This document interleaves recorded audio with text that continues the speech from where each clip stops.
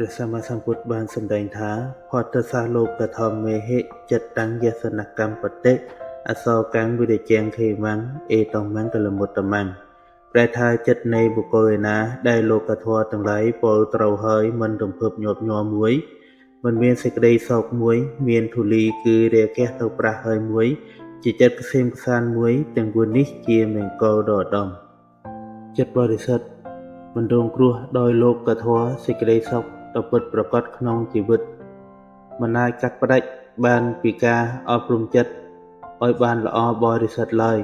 ព្រះសម្មាសម្ពុទ្ធបានបង្ហាញនៅផ្លូវនៃការកសាងមង្គលដោយជីវិតដ៏ឧត្តមបំផុតតាមរយៈការប្រតិបត្តិអប់រំចិត្ត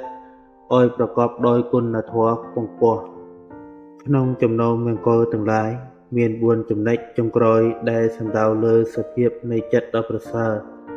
គឺចិត្តមិនញាប់ញ័រដោយលោកធម៌ចិត្តមិនសោកសៅចិត្តបរិសុទ្ធស្អាតចាកកិលេស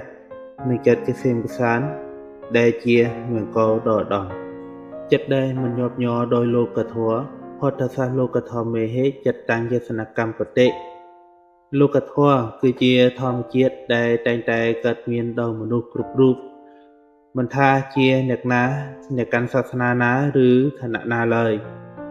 លោកធម៌ទាំង8ប្រការនោះរួមមានលាភនិងមិនមានលាភមានយសនិងអត់យសការសរសើរនិងការនិន្ទាសុខនិងទុក្ខធម្មជាតិទាំងនេះខ្លះជាទីប្រាថ្នាខ្លះជាទីសព្វពើមបុគ្គលធម្មតាតែងមានសេចក្តីត្រេកអរភ្លើតភ្លើពេលជួបនឹងលោកធម៌ភ្នែកល្អនិងទោមនស្សតក់ស្លុតពេលជួបនឹងលោកធម៌ភ្នែកអាក្រក់ទុយទៅវិញព្រះអរិយបុគ្គលមានព្រះសម្មាសម្ពុទ្ធជាប្រធានលោករមែងមិនញាប់ញ័រឡើយ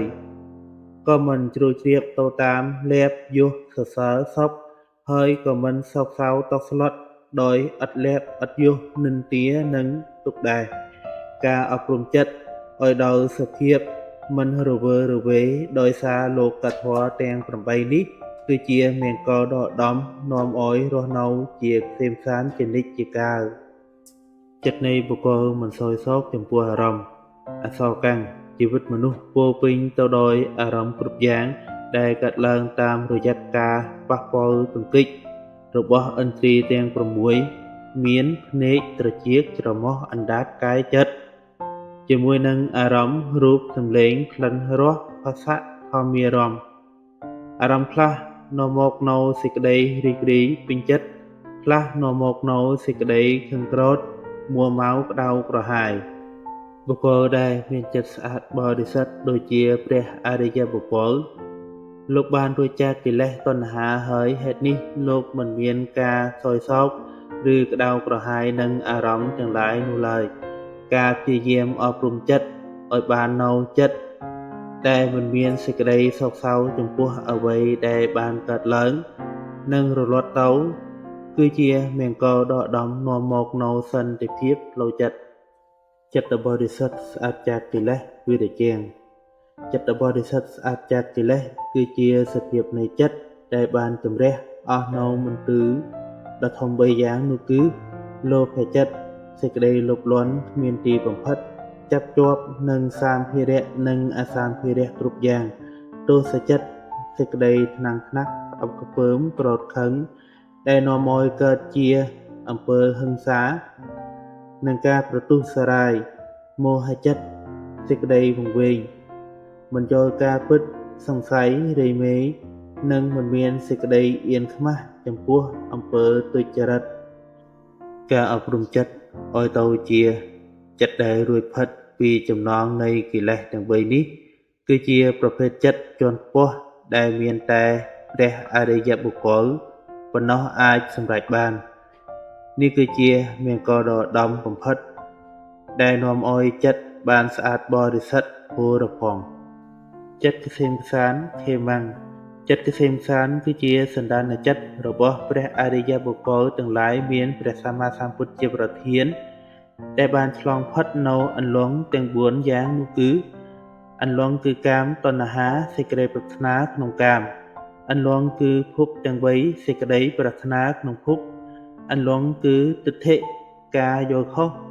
និងអន្លង់គឺអវិជ្ជា សេចក្តីមិនដឹងនៅសច្ចធម៌កាលបើចិត្តបានឆ្លងផុតអំពីអន្លង់ទាំង4យ៉ាងនេះចិត្តនោះនឹងក្លាយទៅជាចិត្តស្អាតបរិសុទ្ធស្ងប់រងាប់និងមានសេចក្តីក្សេមក្សាន្តដ៏ក្រៃលែងបំផុតឥតមានភ័យខ្លាចអ្វីទៀតឡើយដូច្នេះការកសាងខ្លួនឯងដោយការអប់រំចិត្តឲ្យបានទៅជាចិត្តក្សេមក្សាន្តនោះក៏ជាមង្គលដ៏ឧត្តមដែលយើងគួរប្រាថ្នាគ្រប់គ្នាមង្គលដ៏ឧត្តមទាំង4ចំណុចនេះគឺជាគោលដៅចុងក្រោយក្នុងការកែច្នៃចិត្តមនុស្សឲ្យមានសភាពរឹងមាំថ្លៃថ្នូរនិងសុខសន្តិភាពជាអមតៈការខិតខំអប់រំចិត្តឲ្យបាននូវសភាពទាំងនេះគឺជាមេគានៃព្រះអរិយបុគ្គល